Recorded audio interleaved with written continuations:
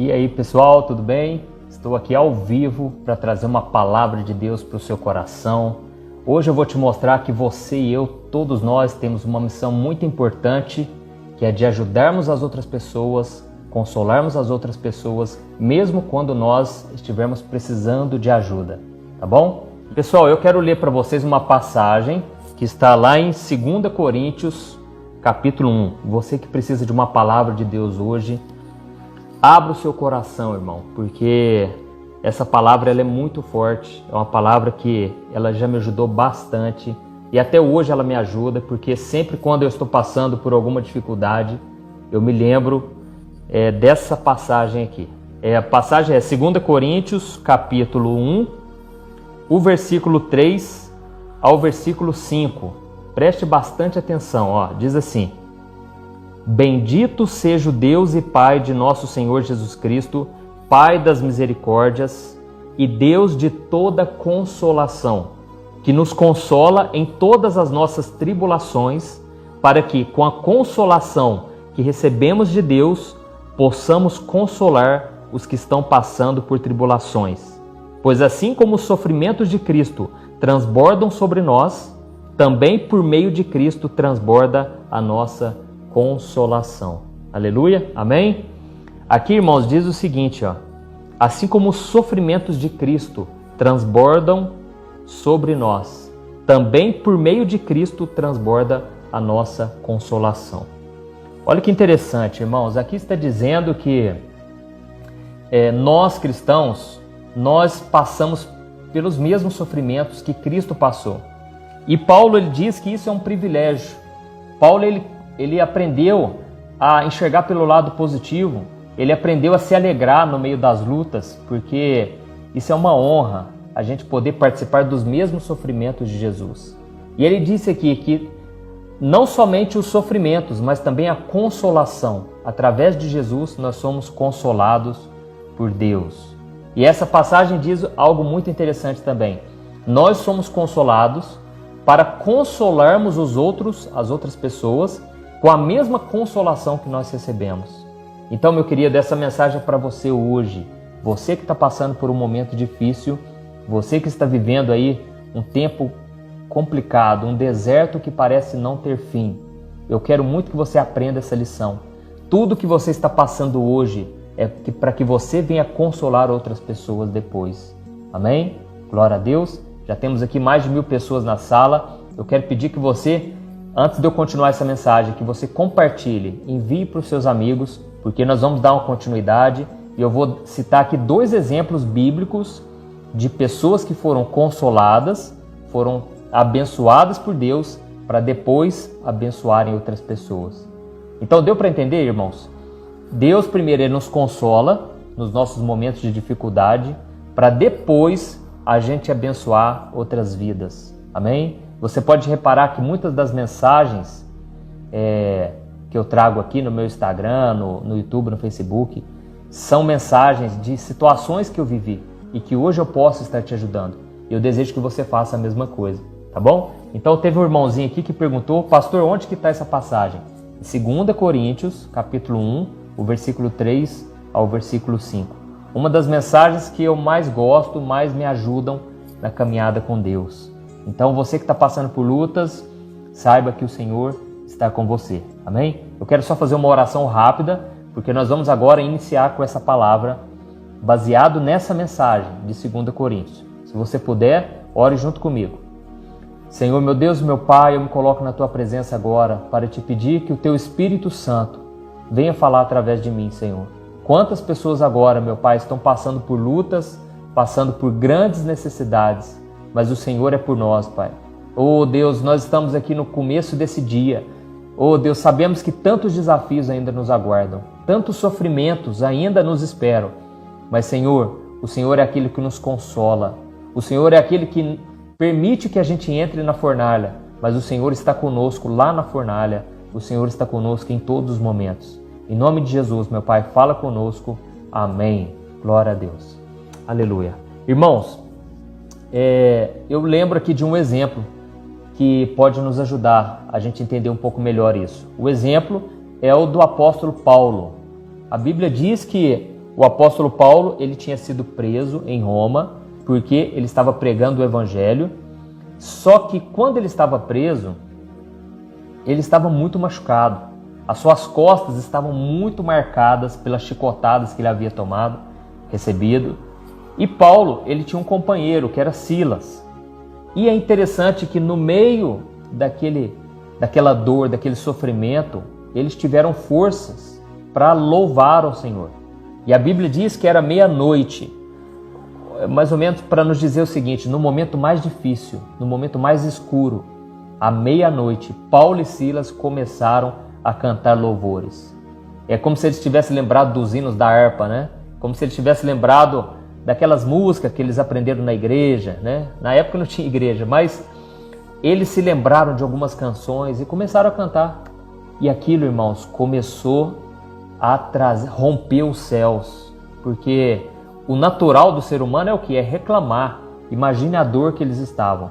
Mas a Bíblia diz que naquele momento, aqueles homens que estavam na prisão ouviram Paulo e Silas cantando, foram impactados e de repente, irmãos, veio uma tempestade. Perdão, a gente fala até de tempestade, né? Não, de repente veio um terremoto.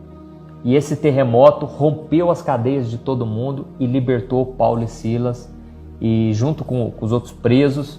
E eu só sei que naquela hora o carcereiro, o homem que cuidava daquela prisão, ele ficou desesperado e ele pensou acabar com a vida dele. Ele iria se suicidar naquele momento. Mas Paulo falou: não faça isso, a sua vida é preciosa. Não faça isso, porque o Senhor vai trabalhar na sua vida. Então, o que aconteceu pouco tempo depois? Paulo e Silas chamaram esse carcereiro, foram até a casa desse homem, né? Esse homem limpou os ferimentos de Paulo, de Silas. Esse homem trouxe a sua família para ouvir o que Paulo tinha para dizer. Com certeza, ele deve ter dito: gente, vocês tinham que ver, foi um terremoto tão forte, tão impactante, que tremeu toda a cadeia. E agora eu estou com medo, porque se eu voltar lá para os meus patrões, pode ser que eles venham querer me matar. Então, Paulo, nos dá uma palavra aí de esperança. E aí Paulo falou: meu irmão, não tenha medo, creia no Senhor Jesus e será salvo tu e a tua casa. E naquele momento, irmãos, Paulo pregou o evangelho, a família inteira se converteu naquele momento. Meu irmão, eu tenho uma palavra para você, você que está esperando a salvação da tua família, você que tem orado pelos seus pais, pelos seus irmãos, porque você talvez seja a única pessoa que se converteu aí na sua casa. Eu quero te dizer, não duvide do que Deus pode fazer, amém? Não duvide do agir de Deus, porque Deus a qualquer momento, ainda que seja pelo medo, pelo susto, pelos acontecimentos que virão, Deus, Ele quer salvar a tua casa e você pode ser esse instrumento de Deus na tua família, amém? Então aqui nós percebemos uma coisa: Paulo entrou como prisioneiro e ele saiu como alguém que estava no comando. Paulo entrou como derrotado, ele saiu como vitorioso. Talvez Paulo entrou como alguém que estava frio na fé, porque ele estava desanimado, abatido pelos problemas. De repente, ele saiu fortalecido pelos louvores.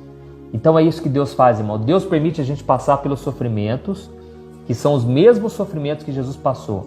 Lógico que guardadas devidas proporções, porque Jesus sofreu infinitamente mais do que nós. Mas nós também sofremos nessa vida, e a vida cristã é assim. E a própria palavra diz que Jesus, ele aprendeu a obediência através das coisas que ele sofreu. E nós também somos assim, porque o servo não é maior do que o seu Senhor. Amém? Então, eu não sou maior do que Jesus. Se Jesus passou, quem sou eu, né? Então, eu passarei também pelas mesmas provas. Mas a promessa é de que o mesmo Deus que nos permite passar pelo sofrimento, Ele também nos consola em todas as áreas, em todas as situações. Amém? Então o Senhor quer ir te consolar em nome de Jesus. E Ele quer te abençoar de tal maneira que você vai sair mais fortalecido e você ainda vai ajudar outras pessoas. Amém? Glória a Deus. E eu vou citar outro exemplo aqui, mas antes quero agradecer vocês que estão aqui na sala. Muito obrigado, pessoal. Peço que vocês compartilhem. Vocês que gostam, tem muita gente dizendo aí: pastor, eu amo suas orações. Irmãos, vocês não sabem a alegria que eu fico quando eu entro ali na salinha para gravar essas orações. Eu fico muito fortalecido. Vocês não sabem o resultado que isso traz na vida de vocês. Glória a Deus. Vamos continuar então? Aleluia. E tem um outro exemplo muito parecido com o exemplo do apóstolo Paulo, que é o exemplo de José. A Bíblia mostra que José, ele tinha 17 anos, desde a sua adolescência, ele foi perseguido pelos irmãos, ele tinha um sonho, né, que Deus havia colocado um sonho no coração dele, de que toda a sua família se serviria a José. Eles veriam a obra de Deus na vida de José. Eles seriam abençoados por José. O problema, irmãos, é que Deus ele promete uma coisa, só que até acontecer existe um processo. Então, aliás, esse problema não é de Deus, esse problema é nosso. Por quê? A gente não quer passar pelo processo, não é verdade? A gente quer só a bênção. Você aí que tem uma promessa do Senhor para a sua vida, eu também tenho, mas eu tive que passar pelo processo. Então, você também precisa passar por tudo aquilo, né, que vai acontecer na sua vida até chegar ao cumprimento da promessa. Então, José ele contou esse sonho para os irmãos, e o fato dele ter contado trouxe muita indignação, porque os irmãos com certeza pensaram: uai, quem que é esse menino? Quem que ele está achando que é? Será que ele está achando que nós vamos servir ele um dia? Sabe, irmãos? Então, às vezes Deus permite, né, que aconteça isso. Não quer dizer que seja uma regra, né? Você não pode contar o seu sonho para ninguém. Às vezes o simples fato de você estar crescendo na vida, estar sendo abençoado, as pessoas já ficam com raiva de você, sabe? Tem muita gente que diz: nunca conte seu sonho para ninguém. Não, irmão, se for pessoas de confiança, e no caso ali era a família de José, mas talvez ele devesse ter mais precaução, porque os seus irmãos já vinham demonstrando que tinham ciúmes dele. Inclusive porque o seu pai, José, era o queridinho do papai, né? Então, eu costumo dizer o seguinte: Deus, ele não tem filhos prediletos. Guarde isso.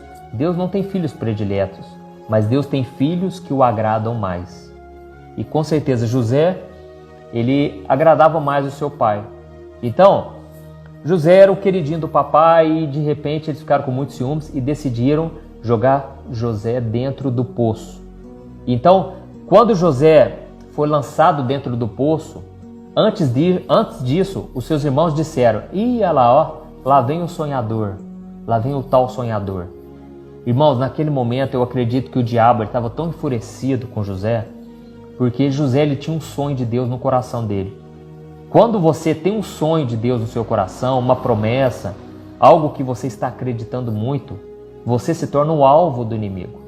Mas é normal, como eu te disse, é um processo, amém? Então Deus permite isso. E o que aconteceu? O diabo jogou José naquele poço. Sabe o que o inimigo estava querendo fazer? Ele estava querendo fazer com que aquele sonho morresse, parasse por ali.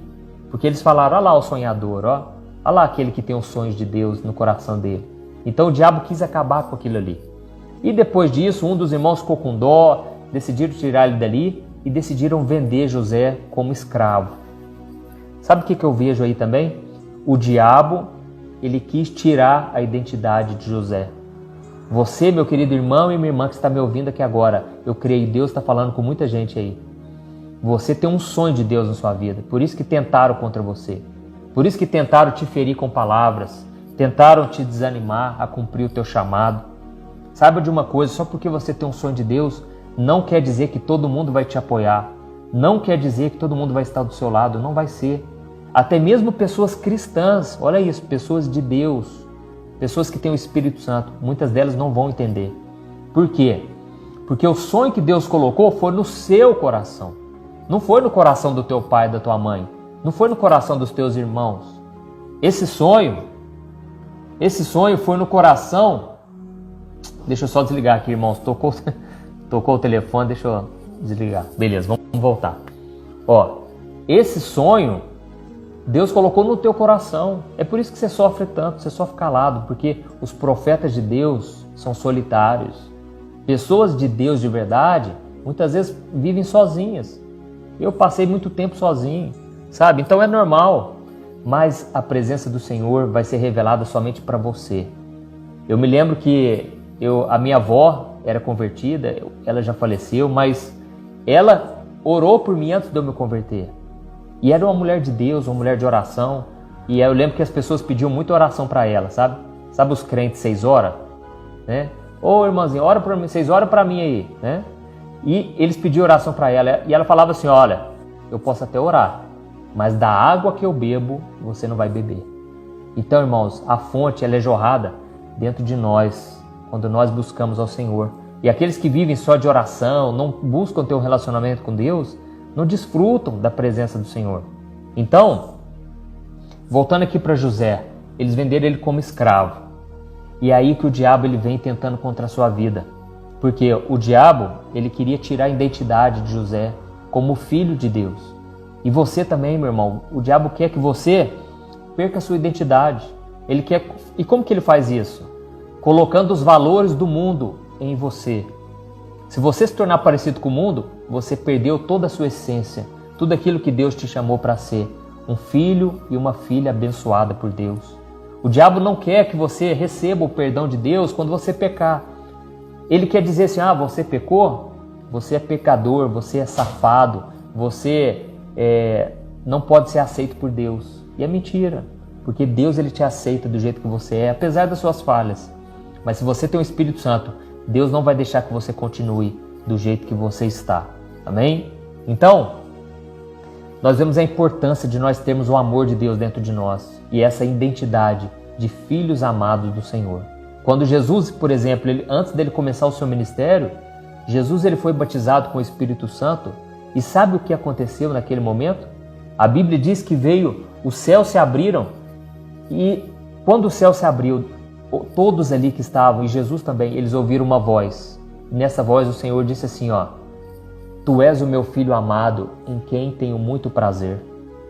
Ali Deus falou com Jesus, Deus revelou o amor dele pelo seu filho. E eu creio que aquilo foi a base do seu ministério, o amor de Deus. Tem muita gente que fala muito sobre a ira de Deus, né? Só que o Evangelho, irmãos, ele revela o amor de Deus por nós. É claro que lá na cruz, Deus derramou da ira dele sobre os pecados. Mas se formos analisar, isso é uma demonstração de amor. Porque Deus ele não poupou o Filho dele para que hoje eu e você pudéssemos receber desse amor. Amém? Jesus foi abandonado na cruz para que hoje você e eu não fôssemos abandonados pelo Senhor. Glória a Deus. Então, irmãos, nós devemos entender que o inimigo vai se levantar, mas Deus é por nós. Amém? Deus é maior. Aleluia. E outra coisa muito importante, irmãos. Depois que José foi vendido como escravo, ele foi morar na casa de um homem chamado Potifar. E Potifar era um ajudante do rei do Egito, do governador do Egito. E Potifar então tinha uma esposa que trabalhava lá na casa dele. E José era um homem de Deus, um homem que não se deixou vencer. Duas coisas, José ele passou pela primeira etapa. Ele não esqueceu do sonho de Deus. Segunda etapa, José ele não perdeu a sua identidade. E a prova disso é que a esposa de Potifar, ela ficou encantada com José, porque José, talvez mais do que a aparência física, José, ele era bonito por dentro, um homem cheio do Espírito Santo, um homem cheio de Deus. Então, aquilo atraiu aquela mulher, porque as pessoas do mundo, elas veem que nós somos diferentes e elas ficam encantadas, e elas pensam, nossa, eu queria ter a pureza de vocês. Eu me lembro que quando eu estava esperando em Deus pela minha esposa, eu já estava solteiro há muito tempo, mas eu pensava, eu vou ter relação sexual somente com a minha esposa, com a mulher que Deus colocar no meu caminho, porque eu creio que essa é a vontade de Deus, que o homem se una à sua mulher, mas isso dentro do casamento. E eu me lembro que muitas foram as propostas, irmãos. Muitas pessoas falavam, nossa, eu te admiro, porque no mundo eu não conheço alguém que viva dessa maneira. Mas, irmãos, isso é porque nós brilhamos, o homem e a mulher de Deus, ele tem um brilho especial. Amém? Nós temos esse brilho do Espírito Santo em nós. E aí, o que aconteceu? José, ele foi assediado pela mulher de Potifar. E aquela mulher queria se deitar com José. Mas José, ele não perdeu a sua identidade de filho obediente do Senhor. E José, então, ele resistiu àquela tentação e ele deixou aquela mulher e saiu correndo. E aquela mulher agarrou nas roupas dele, arrancou a roupa de José e José saiu correndo. E de repente chegou o marido daquela mulher e aquela mulher inventou umas mentiras contra ele e José foi preso injustamente. Olha isso, irmãos, o tanto que é difícil. servir a Deus é muito difícil. Se você quiser servir de verdade ao Senhor, saiba que muitas vão ser as provações. Os sofrimentos serão muito grandes, mas tem aquilo que eu te falei. Deus, Ele nos consola em todas as nossas tribulações.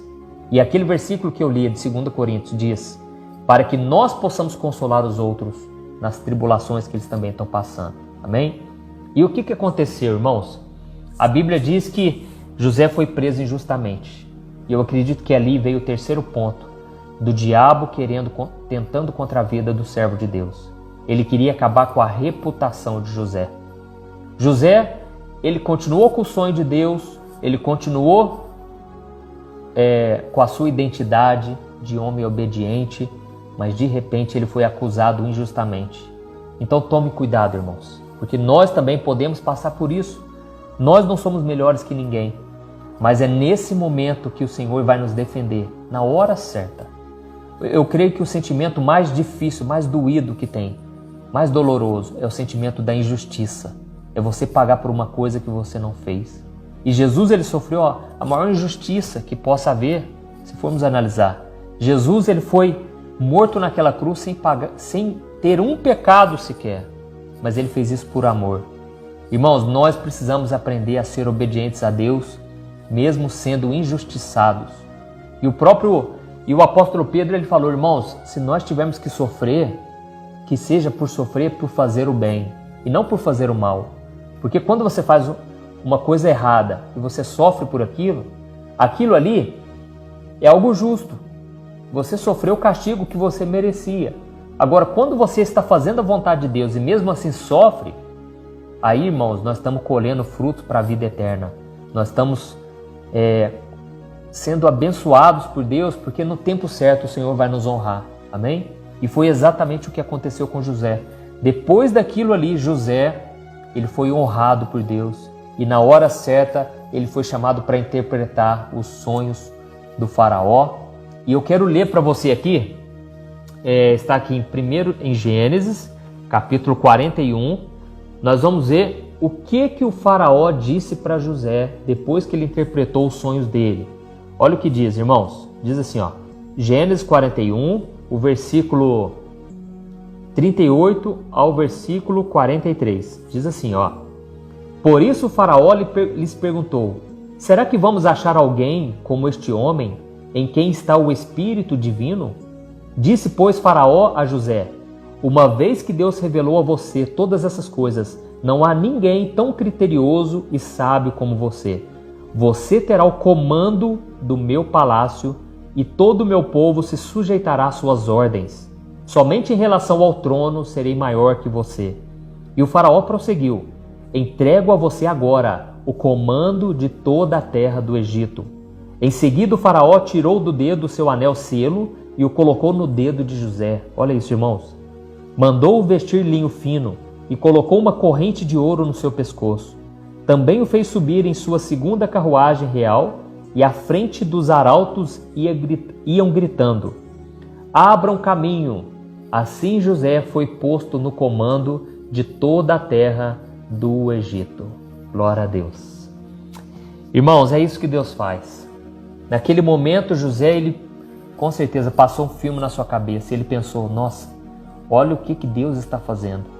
Só que o maior e o melhor ainda estava por vir. Porque quando José foi colocado, aposto ali, como governador do Egito, ele não sabia, mas Deus iria usá-lo para livrar todo o Egito e livrar até mesmo a sua família da seca, da pobreza, da miséria que viria sobre aquelas terras. Porque José teve uma interpretação de sonho de que viriam anos ali de seca, de muita seca. E eles então precisavam separar 20% de tudo aquilo que eles arrecadassem. Olha aí José nos ensinando algo precioso a respeito de finanças, né? José era um bom administrador e ele então falou, tudo que nós ganharmos aqui, nós vamos ter que juntar 20%, porque vai vir uma seca tão forte, vai durar tanto tempo, que todo mundo vai morrer. E foi naquele momento, irmãos, no período de grande dificuldade, de fome, que José, ele juntou nos celeiros e depois ele pôde suprir e vender para as outras nações. E foi o momento que o Egito se tornou uma poderosa nação, porque A Bíblia diz que José, ele comprou todos os terrenos, tudo, porque ninguém tinha dinheiro mais e todo mundo passando fome, então José trocou por alimentos. E aí naquele momento foi o momento da sua família, porque a sua família também estava passando fome e os seus irmãos foram até o Egito pedir ajuda. E quando eles chegaram ali no Egito, quem que estava ali, irmãos? Quem que estava ali para atender, para ajudar os seus irmãos? Era José. E José se revelou para eles, ele falou: olha, vocês tentaram contra a minha vida, me jogaram naquele poço, me venderam como escravos, mas Deus converteu todo o mal em bem. Amém, irmãos? Deixa eu te dizer uma coisa. Você hoje está sofrendo injustiça, você está passando por lutas, tem muita coisa que você não está entendendo nada, mas Deus vai converter isso tudo em bênção, se você permanecer nos caminhos de Deus. Amém? Se você não duvidar das promessas de Deus, se você não pagar o mal com o mal, se você retribuir com o bem, se você aceitar passar pelas lutas dando glória a Deus, Deus vai tirar você de uma situação difícil e vai colocar numa situação de liderança, no comando da situação.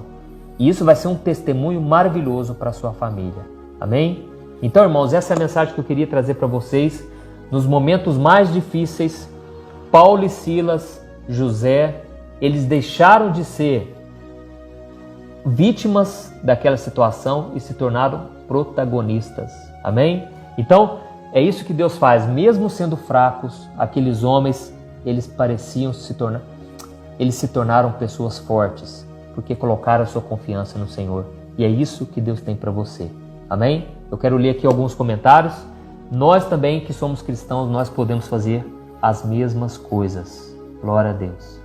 Aleluia. Nós vemos aqui uma pessoa lá de Angola, tem visto os meus vídeos, tem sido muito abençoado. Eu fico muito feliz por isso. Glória a Deus. Se você foi tocado, compartilhe esta mensagem. Eu creio que tem muita gente passando por lutas, irmãos. E muitas vezes a gente esquece de Deus e começa a focar nos problemas.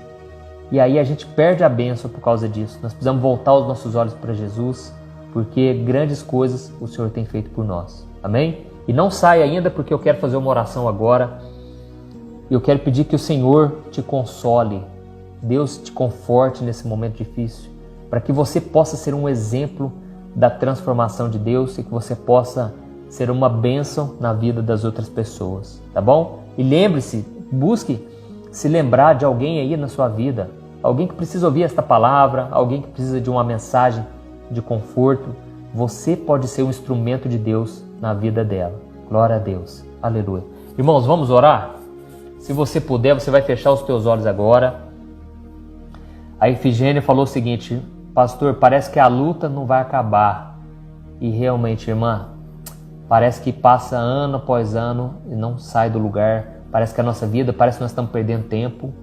Sabe, eu me lembro quando Deus me chamou para ser pastor, eu ainda fiquei um bom tempo de molho. Eu fiquei ainda trabalhando na empresa do meu pai. Parecia que nada estava acontecendo. Mas, irmãos, Deus tem um tempo perfeito. Ele sabe a hora certa de acabar com o seu sofrimento. Amém? Fique firme com Jesus, porque a tendência é que piore aos olhos humanos, mas aos olhos de Deus você está mais próximo a cada dia do cumprimento da promessa, assim como aconteceu com José, tá bom? Vamos fechar nossos olhos e vamos orar aqui nesse momento. Senhor, meu Deus, meu Pai, eu quero te agradecer por esta palavra que o Senhor colocou no meu coração.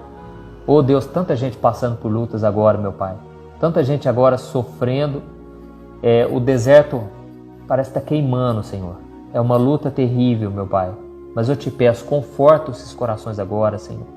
Oh, Jesus, que a gente venha se fortalecer no Senhor cada dia mais. Que quanto maiores forem as lutas, Pai, maior vai ser a vitória, maior vai ser a ousadia, maior vai ser o tratamento do Senhor conosco, no nosso caráter. Senhor, te pedimos perdão. Quantas vezes a gente reclama, meu Pai? Quantas vezes a gente duvida do Teu poder? Oh, meu Deus, abençoa a nossa vida, Pai.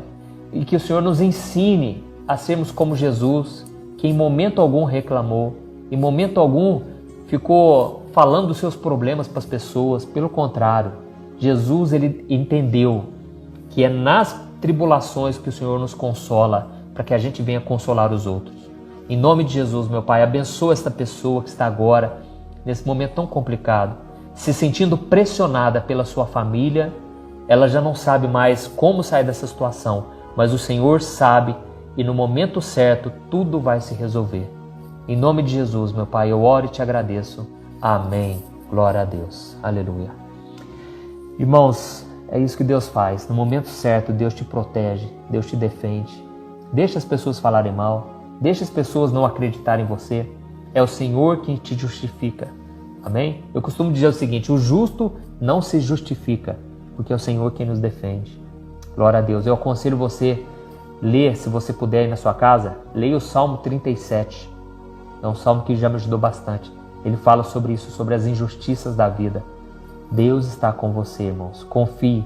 Deus pode abrir uma porta que você nunca está vendo, que você não está enxergando. Deus pode arrumar a papelada lá dos advogados.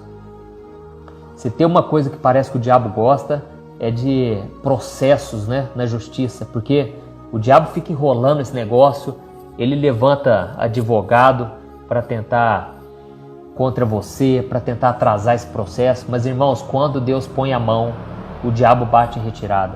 Eu não estou falando nada aqui contra a profissão de advogado, viu, irmãos? Pelo amor de Deus. Se bem que tem um filme lá que chama O Advogado do Diabo. Aquele filme eu quero assistir, fiquei sabendo que é muito bom, porque mostra como o inimigo, né, ataca. Mas a profissão de advogado é uma bênção, porque imagine se não existisse leis aqui, né, irmãos, na nossa terra. E até mesmo os advogados se inspiram nos 10 mandamentos. Você sabia disso?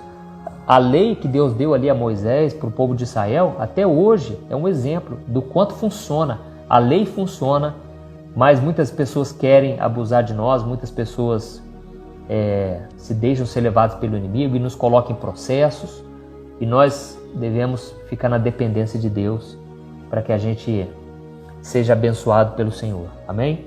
Glória a Deus. O Salmo é o 37, Ana Isabel. Ela perguntou aqui.